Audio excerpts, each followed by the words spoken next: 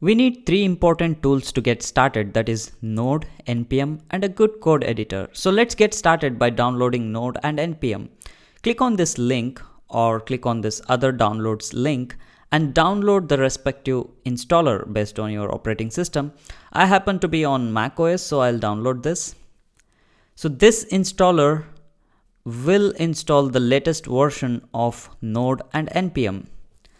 So click on this, it will show the version and the path it's going to install.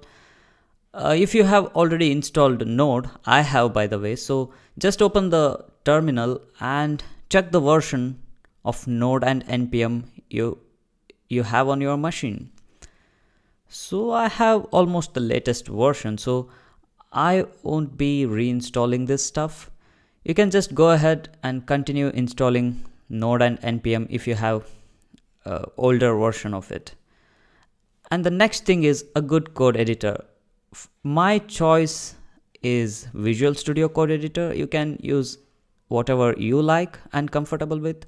So download the code editor depending on your OS. So I already have it. So a couple of more things.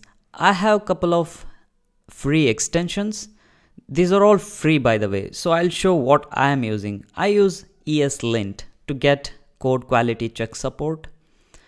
So I have already installed it. You will have install button here. You can go ahead and install it. I have not installed TSLint because all the features are going to be in ESLint shortly anyway. So I have not installed TSLint. You can go ahead and install it if you want to. I also have Path IntelliSense so that you get better support when we make use of imports. So I actually like this extension too. And one of my favorite is Prettier, which helps in formatting the code and makes it more readable. Okay, I like this extension, so I have it. Once you install it, there is a couple of changes you need to make in your settings. Go to Code, Preference, Settings, and type Format On, and it will show the setting. So the default formatter, you should select Prettier code formatter or else it won't apply.